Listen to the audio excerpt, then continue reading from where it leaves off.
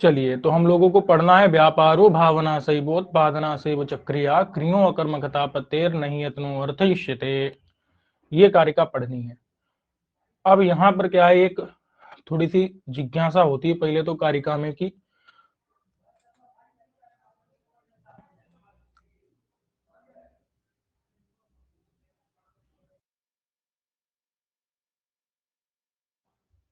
इसमें यहाँ पर जो है व्यापार शब्द है, ये पुल्लिंग है, और शैव, और यहाँ पर भी शैव है।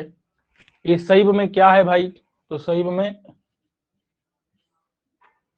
सौ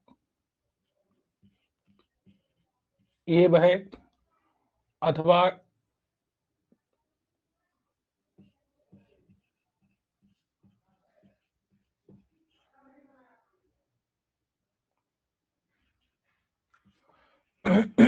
देखो 100 प्लस एव है, 100 एव है, अथवा 100 प्लस एव है। दोनों में हमको ये समझना है कि मतलब यहाँ पर है क्या, तो कहते हैं कि दोनों हो सकते हैं। दोनों कैसे हो सकते हैं भाई, तो देखो पहले तो समस्या ये है कि इनमें से मानना, मतलब दो में से एक मानने की बात ही क्यों आई। बात इसलिए आई कि अगर हम पुल्लिंग का प्रयोग मानेंगे, वो हमको मानना पड़ेगा इसलिए क्योंकि स जो है शब्द, वो किसका परामर्शक है, व्यापार का। स शब्द क्या है, सर्वनाम है, और सर्वनाम जो है पूर्व का या बुद्धिस्ट का परामर्शक होता है, बोध कराता है। इसलिए इस स से किसका बोध होगा, इस स से व्यापार का बोध होगा। तो व्यापार पुल्लिंग है, इसलिए स भी क्या होगा, पुल्लिंग होना चाहिए। तो पुल्लिंग होगा तो उसका रूप सह इस प्रकार से रहेगा, आगे एब होने के कारण वहां विसर्ग नहीं रहेगा, तो स एब माने कि वहां पर रू होकर के उसका यह होकर के क्या हो जाता है, वहां पर जो है असिद्ध होने के कारण संधि नहीं हो सकती। अब जब संधि नहीं होगी तो स एव उत्पादना करेंगे अगर हम, तो फिर छंद नहीं बनेगा। इस छंद भंग होने के कारण, मन छंद भंग रूपी दोष के कारण हम क्या करते हैं, यहाँ पर ये दोष ना हो इसलिए हम इसलिए क्या करते हैं, वो जो सकार का लोप है वो हम करते हैं सोच लोपे चेत पाद पूर्णम से। बात समझ में है कि नहीं। अगर हम यहाँ पर जो है ना, 100 के बाद में क्या रहता है, ये सु का स रहता है, फिर एव है तो यहाँ पर इस स का लोप हम किससे कर सकते हैं, माने इस स को हम र करके या बना करके फिर लोप कर सकते हैं, लेकिन ऐसा करेंगे तो फिर संधि नहीं हो पाएगी। इसलिए हम क्या करते हैं, सोच लोपे चेद पाद पूर्णम, माने इस सकार का लोप हो तभी करते हैं जब वो करता है ना, नियम करता है कि जब पाद पूर्ति हो सके तो सकार के संबंधित सकार का लोप कर देना चाहिए। तो हम सकार का लोप कर देते हैं इसलिए। अब यहाँ पर संधि हो जाएगी, क्यों, क्योंकि वो जो सोच लोपे चेत पाद पूर्णम है वो कैसा सूत्र है, वो सपाद सप्ताध्याय ही सूत्र है।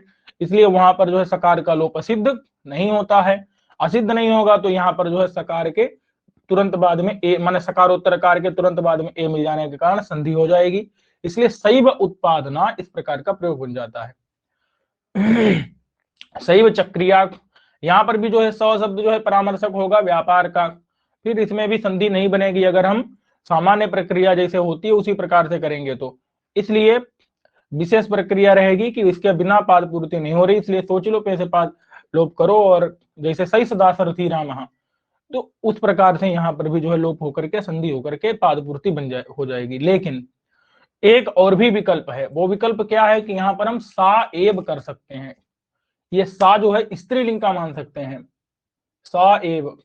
अब यहाँ पर जो सा के बाद में स है, सुह का सा है, उसका तो लोप हो जाता है, हल्ग्यादि लोप हो जाता है।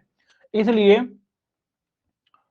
यहाँ और हल्ग्यादि लोप तो माने सपादिस्ट सपा सप्ताध्यायिस्त ही है, इसलिए वह अशिष्ट माने असिद्ध नहीं होता, इसलिए वहां पर संधि होने में कोई समस्या नहीं होती। तो सा एव अगर हम मान लें तो संधि में तो कोई समस्या नहीं है। लेकिन ये जो सा है ये जो सा है ये किसका परामर्श कराएगी। अब भाई सा शब्द जो है व्यापार का परामर्श होगा, किसका परामर्श होगा, क्योंकि ये जो सा शब्द है पूर्व में तो इसके व्यापार लेना है ना हमको, माने व्यापार जो है वो भावना होता है, व्यापार ही उत्पादना होता है, व्यापार ही क्रिया होता है। तो सा शब्द जो है किसको बता रहा है, व्यापार को ले रहा है। अब यहाँ पर क्या होगा भाई, जब सा शब्द का प्रयोग करेंगे तो व्यापार का तो बोध होने से रहा, तो कहते हैं देखो ऐसा है, ये जो सा शब्द है ये क्या करता है, ये बताता है कि ये सर्वनाम है और ये बताता है कि ये जो व्यापार है और जो उत्पादना है, ये व्यापार और जो क्रिया है वो दोनों एक ही हैं। तो यहां पर व्यापार क्या है,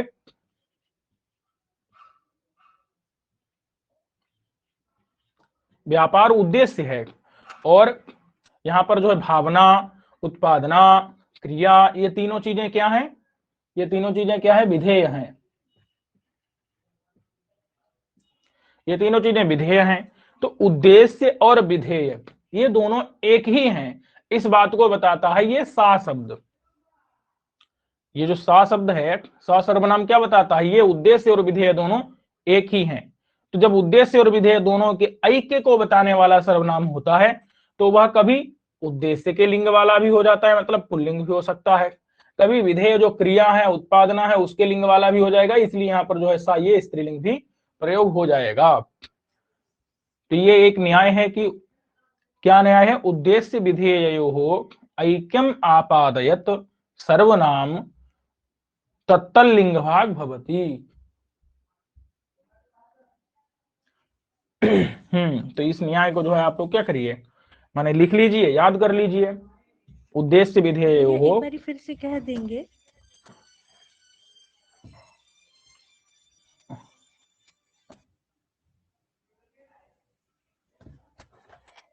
एक मिनट भाई,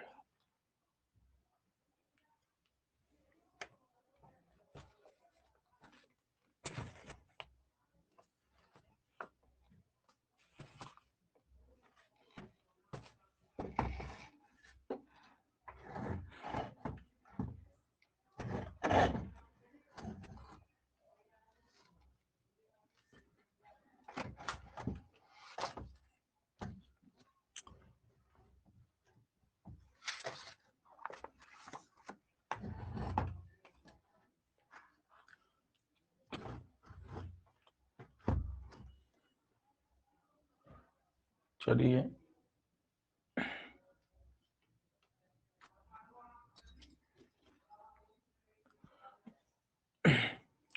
भाई ये बताओ कि दिखाई दे रहा है कि नहीं ठीक से।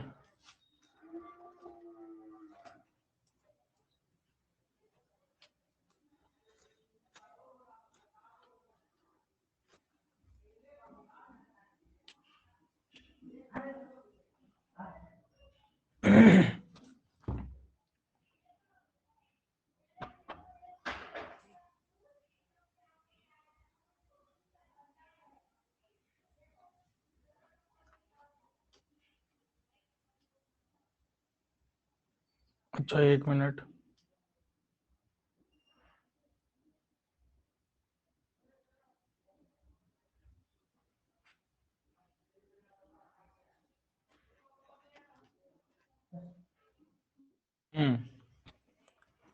चलिए तो देखिए, उद्देश्य विधेयो ऐक्यमापादयत सर्वनाम प्रायण माने पर्यायण तत्तलिंग भाग भवति।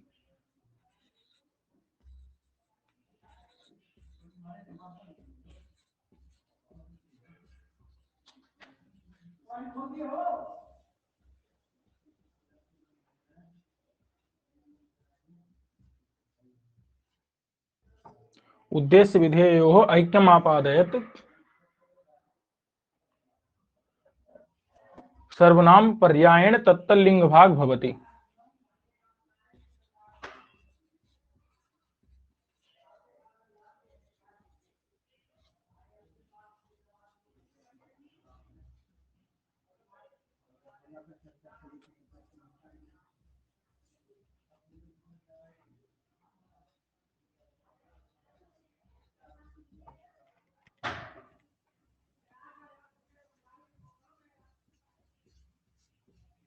तो देखो यहाँ पर उद्देश्य क्या है, उद्देश्य हो गया व्यापार, विधेय क्या हो गया, क्रिया, उत्पादना, भावना इत्यादि। तो इन उद्देश्य और विधेय के ऐक्य को आपादित मतलब बताने वाला, प्रतिपादित करने वाला दोनों एक ही हैं। जो व्यापार है वही क्रिया है, वही उत्पादना है, वही भावना है।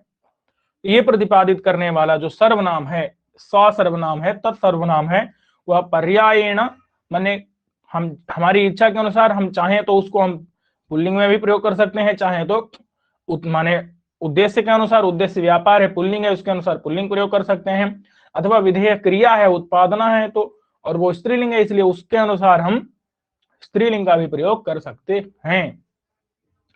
इसका एक और भी उदाहरण है, शैत्यम ही यत्सा प्रकृतिर्जलस्य।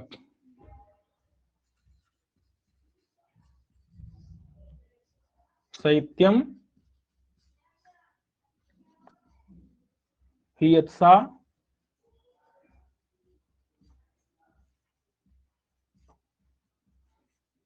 प्रकृतिर्जलस्य। अब यहां पर देखो यत जो है और सा शब्द है, यहां पर यत से किसका परामर्श हो रहा है? इस यत से प्रकृति का परामर्श हो रहा है, तो यहां पर होना चाहिए या, यत का प्रयोग नहीं होना चाहिए। और जो सा है इससे परामर्श हो रहा है शैत्यम का, तो यहां पर तो होना चाहिए तत्, लेकिन इन्होंने सा कर दिया। क्यों कर दिया? क्योंकि ये दोनों सर्वनाम इस साहित्य और प्रकृति, इस माने इन दोनों के ऐक्य को बता रहे हैं। साहित्य को उद्देश्य करके प्रकृति का यहां विधान कर रहे हैं। जल की जो प्रकृति होती है वो साहित्य होती है, माने यहाँ प्रकृति को उद्देश्य करके साहित्य का विधान कर रहे हैं। तो जो प्रकृति है वह उद्देश्य है, साहित्य विधेय है, तो दोनों के लिंग के अनुसार यहां पर लिंग हो जाएगा। यत से यद्यपि प्रकृति का परामर्श हो रहा है, फिर भी यत में जो है साहित्य का लिंग हो जाएगा। सा में जो है, सा से किसका परामर्श हो रहा है? साहित्य का, फिर भी प्रकृति के अनुसार हो जाएगा। चलो भाई, इसमें अगर कोई जिज्ञासा है तो आप हाथ खड़ा करिए और फिर आप पूछ सकते हैं।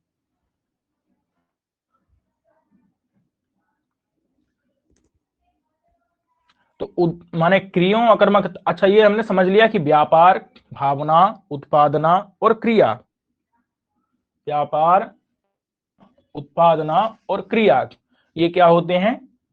एक होते हैं। इसीलिए जो है इतना सब ये नियम जो है यहां पर चल गया, नहीं तो नियम ही नहीं चलता। तो ये दोनों क्या होते हैं? ऐक्य, इन दोनों में ऐक्य होता है।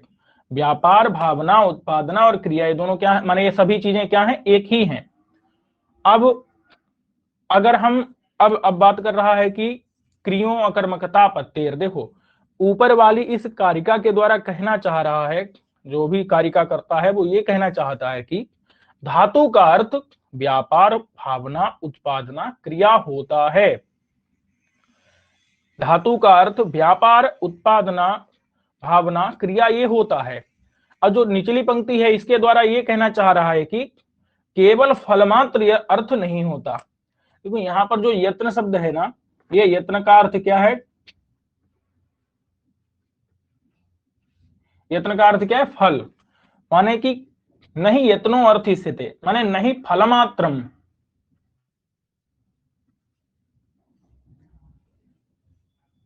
कि मात्र जो है अर्थ हम धातु नहीं लेते हैं। क्रियों अकर्मकता प्रत्यय, नहीं तो जो क्री धातु है वो क्या हो जाएगी? अकर्मक हो जाएगी। धातु का मतलब क्या है?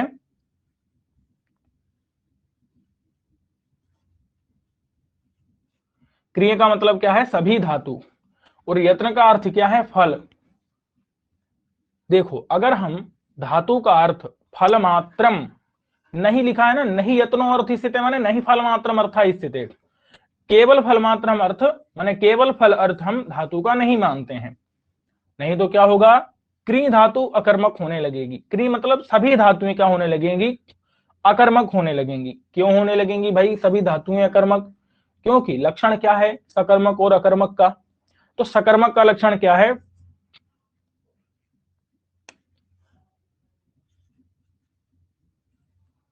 स्वार्थ,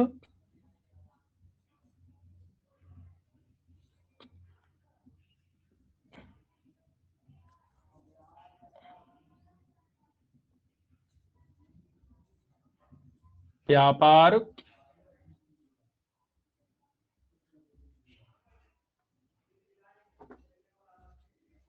व्यधिकरण, फल, वाचकत्व। माने जहां पर स्व, स्व मतलब क्या है? धातु, और अर्थ का मतलब तो पता ही है। तो जहां पर धातु क्या हो, व्यापार हो, और फल का वाचक क्या हो, धातु हो, ये दो चीजें हमको ध्यान में रखनी है। क्या? स्वार्थ मतलब स्व का अर्थ है धातु, और अर्थ माने धातु का अर्थ व्यापार हो, और तद व्यधिकरण जो फल, उस फलवाचक तो हम फल का वाचक कौन होना चाहिए, धातु होना चाहिए। ये बात समझ में आ गई? धातु का अर्थ व्यापार हो और फल का वाचक कौन हो, धातु हो, दो चीजें होनी चाहिए। अब हमको ये बताओ कि अगर कोई भी व्यक्ति अगर केवल धातु का अर्थ व्यापार ही मानता है, नहीं फलमात्र अर्थ, केवल फलमात्र अर्थ जो है, माने केवल फलमात्र ही अर्थ मानता है, तो उसके मत में फलवाचक तो धातु में नहीं जाएगा। अगर कोई केवल फल ही धातु का अर्थ मानेगा, भाई थोड़ा सा गड़बड़ हो रहा है। देखिए, यदि केवल कोई व्यक्ति फल मात्र ही धातु का अर्थ मानेगा, तो उसके मत में ये स्वार्थ व्यापार नहीं बनेगा। स्वार्थ मतलब है धातु व्यापार, धातु का अर्थ व्यापार, ये नहीं बनेगा, ये लक्षण नहीं जाएगा, इसलिए सकर्मक का लक्षण नहीं जाएगा, तो वो धातु अकर्मक होने लगेगी। ऐसे ही अगर कोई किसी धातु का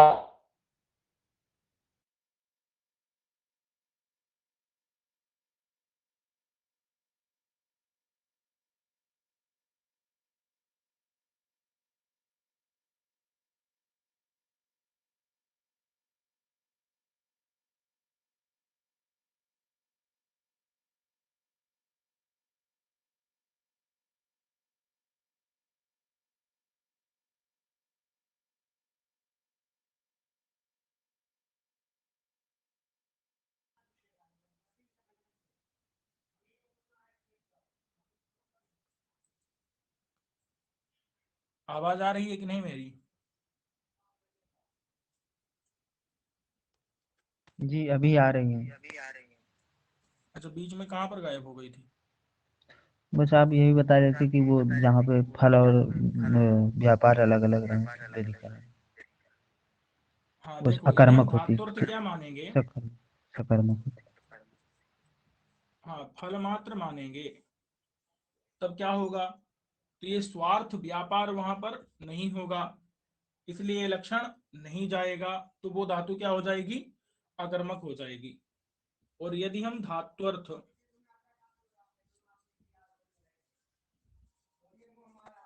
व्यापार मात्र मानेंगे, तो ये जो फल है ना, ये फलवाचकत्व तो नहीं जाएगा।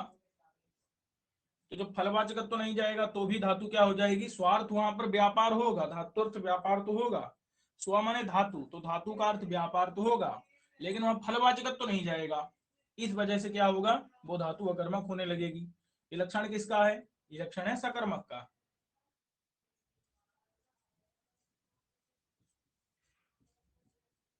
ये सकर्मकत्व का लक्षण है, माने सकर्मक का लक्षण है ये, कि व्यापार व्यधिकरण फलवाचकत्व। तो स्व मतलब धातु, धातु का अर्थ जब हम केवल क्या मानेंगे, फल मात्र मानेंगे, तो व्यापार नहीं रहेगा, व्यापार नहीं रहेगा, लक्षण नहीं जाएगा। फिर धातु अर्थ हम क्या मानेंगे, जब व्यापार मात्र मानेंगे, तो फलवाचकत्व नहीं जाएगा। तो ये समस्या आएगी। इस वजह से हम यहाँ पर धातु का अर्थ फल और व्यापार दोनों मानते हैं। ये बात हम पहले ही बता चुके हैं कि धातु का अर्थ क्या होता है, फल व्यापार और धातु, मतलब फल और व्यापार दोनों का वाचक धातु होता है।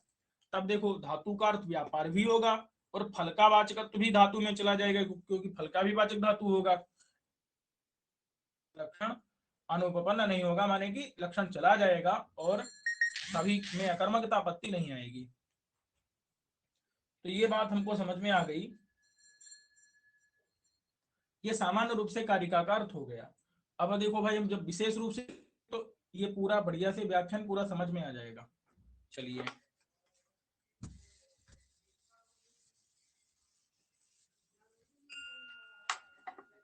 अब देखो, कह रहे हैं कि व्यापार, तो व्यापार और भावना और उत्पादना और क्रिया, ये पर्याय क्यों होते हैं? ये पर्याय इसलिए होते हैं क्योंकि हमने देखा है, क्या देखा है, हमने विवरण देखा है। हमने देखो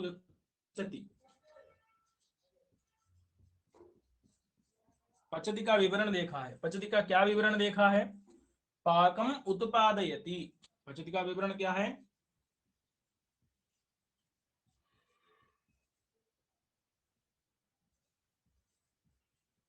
पाकम उत्पादयति, तो उत्पादयति में क्या है, उत्पादना शब्द आ जाएगा, माने हमको उत्पादना अर्थ भी मिल गया, तो पता चला कि उत्पादना अर्थ होता है। उत्पादना किसका उत्पादन करना, पाक का। तो पचति का क्या है विवरण, पाकम उत्पादेति, पाकम उत्पादेति से हमको क्या समझ में आया,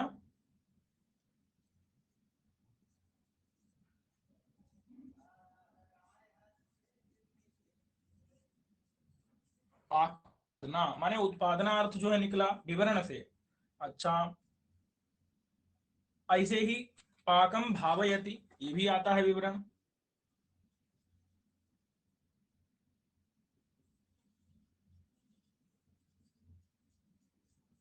तो यहां पर क्या हो जाएगा, पाक भावना, तो देखो उत्पादना भावना पाकं करोति,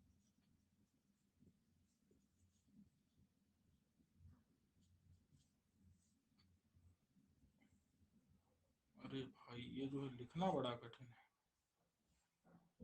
पाकं करोति यानी पाक क्रिया। तो देखो यहाँ पर हमको क्या मिल रहा है, पाकम उत्पादित ये विवरण मिल रहा है, माने पाकोत्पादना, तो यहाँ पर जो है उत्पादना ये व्यापार हो गया, पाकम भावयति भावना, ये भावना व्यापार हो गया, पाकं करोति पाक क्रिया, ये जो माने क्रिया ये भी व्यापार ही हो गया। तो व्यापार का अर्थ क्या है, भावना भी है, भावना भी है, विवरण में देखा हमने, उत्पादना भी है और क्रिया भी है। ये बात समझ में आ गई। पचति का अर्थ क्या देखा हमने, पाकम उत्पादयति मतलब पाकोत्पादना, पाकम भावयति पाक भावना, पाकम करोति पाक क्रिया। तो यहाँ है माने हमको क्या मिलना चाहिए, व्यापार में विवरण मिलना चाहिए था, लेकिन ये सब हमको उत्पादना शब्द से, भावना शब्द से, क्रिया शब्द से विवरण मिल रहा है। इसलिए हम ऐसा मानेंगे कि जो हमारा विब्रियमाण है, विब्रियमाण क्या है यहाँ पर, पच है। देखो ती का अर्थ तो करता है, वो करता यहाँ पर पूरा नहीं लिखा हुआ है, लेकिन जो पच है, इस पच का अर्थ क्या है, ये पाकोत्पादना पाक भावना पाक क्रिया किसका अर्थ है, पच का अर्थ है। तो ये पच, जब पच धातु का अर्थ क्या है, पाकोत्पादना पाक भावना पाक क्रिया, ये क्या है विवरण, ये है विव्रियमाण, और विवरण विव्रियमाण में समानार्थकत्व होता है। क्या नियम है, विवरण विव्रियमाणयोः समानार्थकत्वम, और विव्रियमाण जो होते हैं वो समानार्थक होते हैं।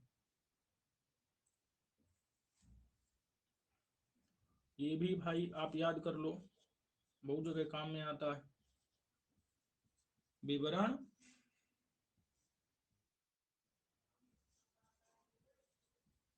विव्रियमाणयोः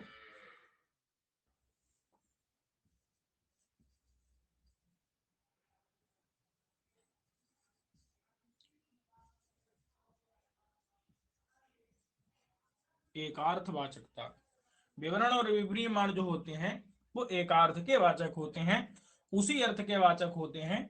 यदर्थ का प्रतिपादक विवरण होता है, तदर्थ का प्रतिपादक, माने यदर्थ का प्रतिपादक विव्रियमाण होता है, तदर्थ का प्रतिपादक विवरण होता है, और यदर्थ का प्रतिपादक विवरण है, वही अर्थ का प्रतिपादक है। अब हमने ये देखा कि यहाँ पर हमको दो दो चीजें मिल रही हैं, हमको पाक मिल रहा है, उत्पादना, पाक भावना, पाक क्रिया।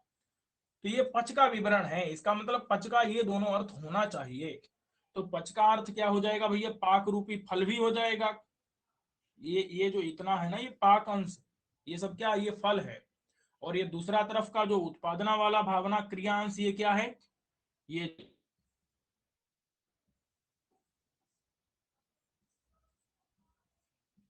व्यापार अंश है।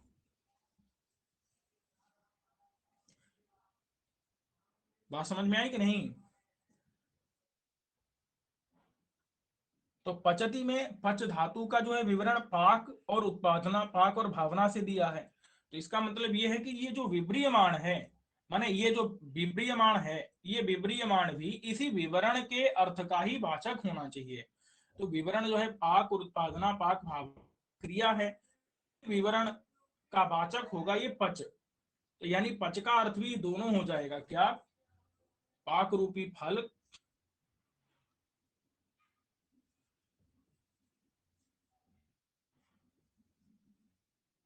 और उत्पादना भावना क्रिया रूपी व्यापार।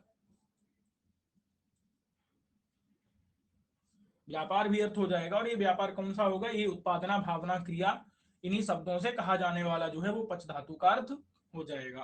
तो पच के दोनों अर्थ इस विवरण विव्रियमाण जो है समानार्थक होते हैं, इस नियम से सिद्ध होती है, क्योंकि यदि उत्पादक विवरण होगा तदर्थ विव्रियमाण होगा, तो है वो फल और व्यापार दोनों का प्रतिपादन कर रहा है, इसलिए पच धातु से भी फल और व्यापार दोनों का बोध होगा, फल और व्यापार दोनों का वाचक पच धातु माना जाएगा। बात समझ में आ गई कि नहीं?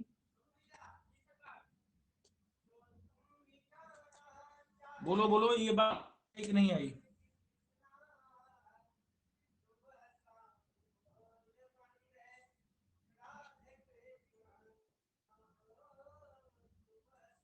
भाई आवाज अगर आ रही है तो फिर बताओ बोल करके, नहीं आ रही है तो हम बताते हैं फिर से बोल करके।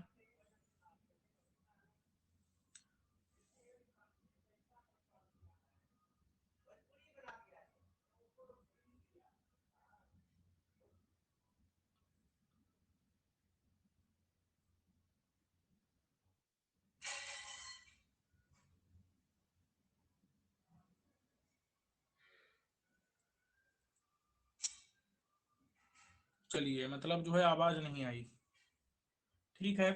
तो देखो, पचति है, इस पचति में पच धातु का जो विवरण किया है वो किया है पाकम उत्पादयति, पाकोत्पादना, पाकम भावयति। देखो यहाँ जो ती है ना, इस ती का विवरण तो इधर ती से मिल जाएगा। ये जो ती है, ये ती ती ती, इसको क्या कर दो, साफ कर दो, क्योंकि ये ती का विवरण क्या है, सब जगह का जो भी ती है ना, ये ती का विवरण है। तो बचा क्या हमारे पास, पाक बाक पाक, और इधर उत्पादना भावना और क्रिया, ये शेष रहा है। तो हमने क्या माना कि इस पच का अर्थ पाकोत्पादना, पच का अर्थ पाक भावना, पच का अर्थ पाक क्रिया है, क्योंकि ये विवरण है और ये विव्रियमाण है, और विवरण और विव्रियमाण एक अर्थ के ही वाचक होते हैं, विवरण विव्रियमाण अर्थवाचकत्वम भवति, यानी कि जिस अर्थ का ये बोध करा रहा है उसी अर्थ का पच भी कराएगा। तो इसमें हमको व्यापार अंश भी मिला, उत्पादना भावना क्रिया, और हमको पाक ये फल अंश भी मिला। तो हमने यहाँ माने पाक माने फल रूप जो है पाक अर्थ भी माना, और जो है भूतकाल तथा संतान पर इत्यादि व्यापार रूप भी अर्थ हमने माना। अच्छा, अब देखो, इसीलिए हमको क्या करना पड़ता है, इस विवरण के द्वारा हमको व्यापार भावना उत्पादना क्रिया, ये पंक्ति बता रही है कि हमको धातु का विवरण व्यापार उत्पादना और क्रिया शब्द के द्वारा चूंकि दिया जाता है, इसलिए धातु का अर्थ जो व्यापार कहा गया है, तो धातु का अर्थ जो उत्पादना भावना क्रिया, ये सभी कुछ होता है धातु का अर्थ, और ये व्यापार स्थानीय होता है, मैंने व्यापार रूप होता है।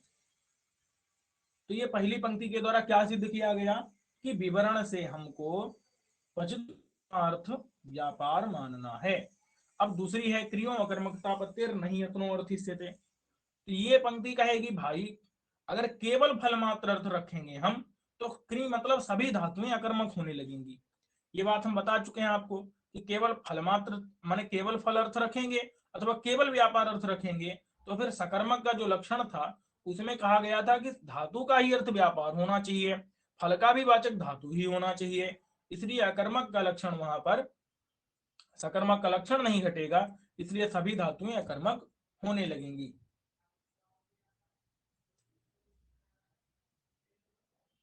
चलिए, तो ये बात समझ में आ गई कि नहीं?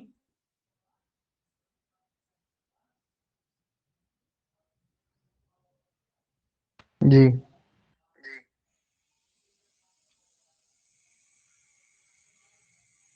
ठीक है, समझ में आ गई भाई। वही लिखा है देखो, पचति बराबर पाकम उत्पादयति, ये पाकानुकूला भैया, भावना।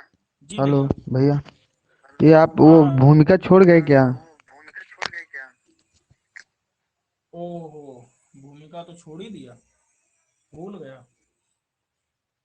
मैं सोचा पहले श्लोक लिख देते हैं, फिर पता चला श्लोक पढ़ा भी दिए।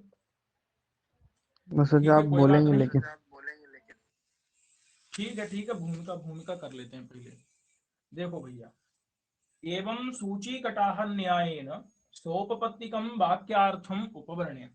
देखो इस ये श्लोक क्या चला रहा है, ये श्लोक बता रहा है कि पच धातु का अर्थ क्या है।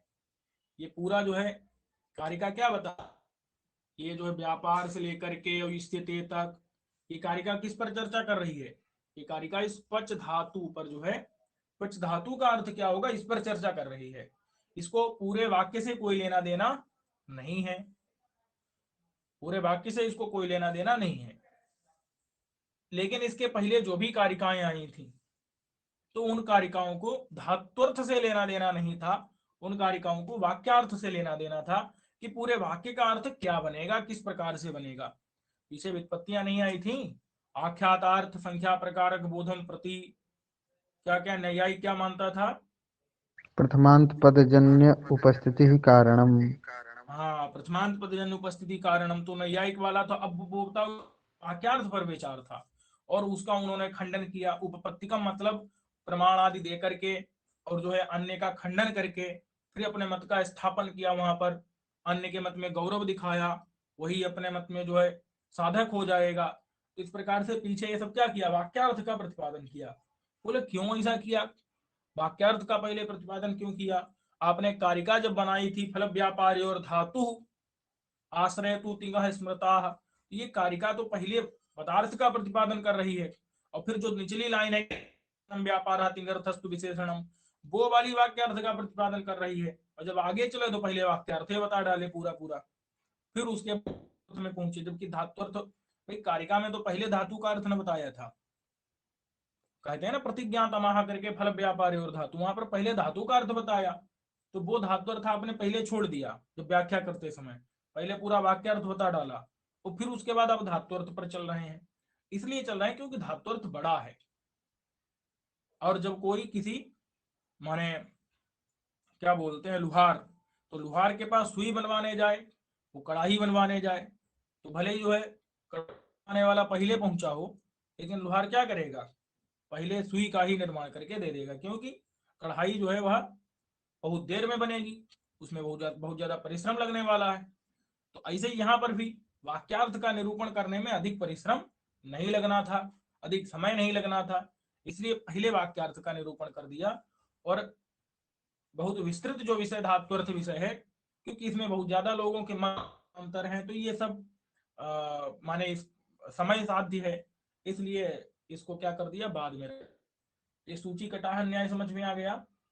एवं सूची कटाहन न्याय ना सोपपत्तिकम, पहले वाक्यार्थ का वर्णन किया और उसके बाद फिर फल व्यापार ये प्रतिज्ञात जो धातु का व्यापार वाचकत्व था। फल व्यापार से किस बात की प्रतिज्ञा की थी कि धातु व्यापार की वाचक है। अच्छा, और मीमांसक क्या करते हैं भाई साहब, मीमांसक जो है धातु का अर्थ सिर्फ क्या मानते हैं,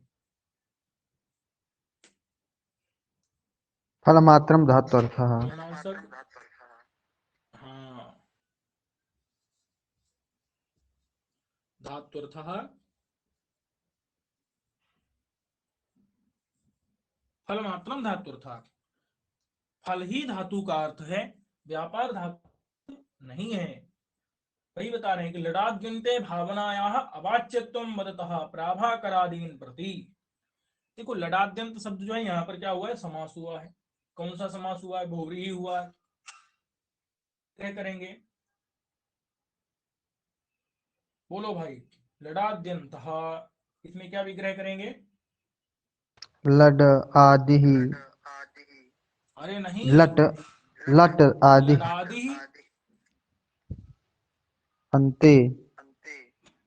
लडादि अंतः अच्छा, यस्य, लडादि मतलब लट प्रत्यय लट लकार आदि। माने लट ही, लट है आदि में जिसके, ऐसा कौन हो जाएगा, ऐसा हो जाएगा तो दसों ये लकार, 10 लकार। उनमें पहले लट आदि में है। भाई लट लिट ऐसे करके लकार को गिनते हैं। तो जो 10 लकारों का समूह है, उस समूह में कौन आदि में है, लट। इसलिए लडादि का मतलब है 10 लकारों का समूह, और वो लडादि अंतः, अंतः का मतलब क्या होगा, समीपः अथवा अंतावयवः यस्य। तो जो समीप में हो। अब देखो यहां पर क्या है, प्रयोग जैसे पचती है, क्या है, तो यहां पर देखो भैया, ये जो लॉ है, लट है, क्या ये लट धातु का अवयव है?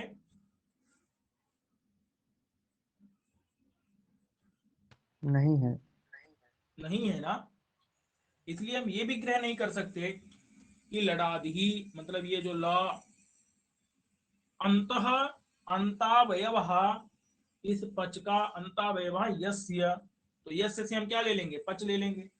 ऐसा हम विग्रह करके कि लडादि अंतः अंतावयव यस्य, लट है, लडादि मतलब लट लिट इत्यादि जो भी लकार हैं वो सब हैं अंतावयव जिसके, तो पच के अंतावयव होते अगर वो, तब तो हम पच को ले सकते हैं। लेकिन वो तो अंतावयव किसके हैं, इस पूरे समूह के ना अंतावयव हैं। इसलिए पच लौ इत्याकारक पूरा समूह लिया जाएगा। इसलिए हम क्या करते हैं, अंतः का अर्थ करते हैं समीप। तो लड आदि मतलब लौ इत्यादि जो लकार हैं वो सभी समीप में है जिसके, तो भैया पच के समीप में है वो सब, इसलिए वहां पर यस से हम क्या ले लेंगे, अन्य पदार्थ से हम पच ले लेंगे। पच यानी धातु। बात समझ में आ गई कि नहीं? जी। हम्म।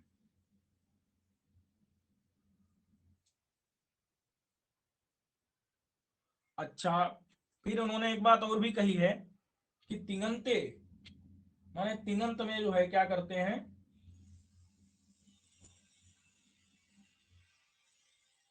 तिंगंत मानते हैं। जी। भाव माने मीमांसक जो है तिंगंत में भावना का वाच्यत्व मानते हैं। और इसमें तो मीमांसक क्या मानते हैं, अवाच अवाच्यत्वम लिखा है ना भावना का भैया। वाच्यत्व तिंगंत में भैया मानते हैं, क्योंकि तिंगंत में ती भी तो आ गया ना। तो लेकिन ये जो लडाद्यंत का आश है तो तिगंत से ही है ना। अब यही तो बात है कि अगर लडाद्यंत का अर्थ हम तिंगंत कर देंगे तो जी। तिंगंते भावनाया अवाच्यत्वम बदतः कहना असंगत हो जाएगा। जी। क्योंकि तिंगंते तो भावनाया वाच्यत्वमेव स्वीकुर्वन्ति, जो प्राभाकर हैं वो तिंगंत में तो भावना का वाच्यत्व मानते हैं। देखो वो केवल पच का अर्थ फल मानते हैं। पच का अर्थ क्या है, फल। फल, और इसका अर्थ क्या है, व्यापार। व्यापार। ये जो लॉ है यानी जो पूरा तिंगंत है, उस तिंगंत में तो वो व्यापार का भावना का वाच्यत्व मानते हैं कि नहीं मानते हैं? जी। बात समझ में आई कि नहीं आई? समझ गए। वहां पर प्रत्ययवाच्य भावना नहीं होती क्या, शाब्दी भावना, अर्थी भावना, लिंगत्वांसेन उच्यते, आख्यातत्वांसेन उच्यते, जी वो जी जो है जी। प्रत्यय से वाच्य तो भावना तो चूंकि प्रत्ययवाच्य तो भावना है, इसलिए तिंगंत अगर पकड़ेंगे तो उसमें तो भावना का वाच्यत्व ही है। जी। तो लडाद्यन्ते मतलब तिंगंते भावनाया अवाच्यत्व बदतः कह नहीं सकते। इसलिए लडाद्यन्ते का अर्थ करेंगे हम धातौ। लडाद्यन्ते माने धातौ।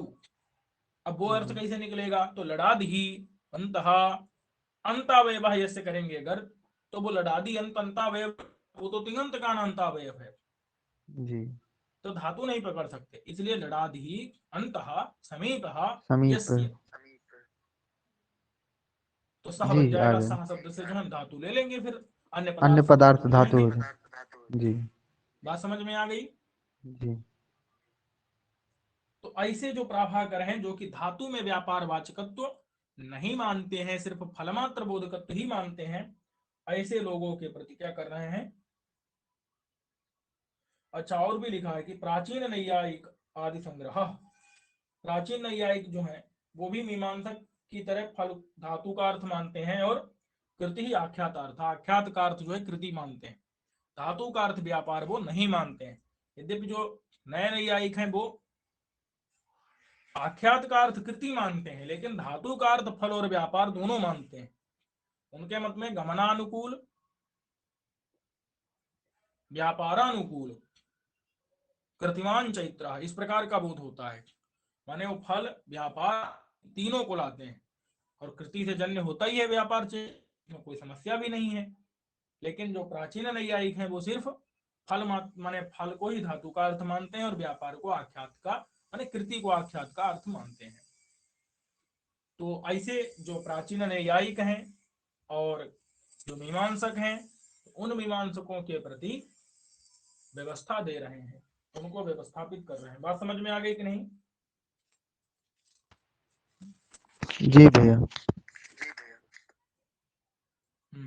तो फिर जो भावना सही।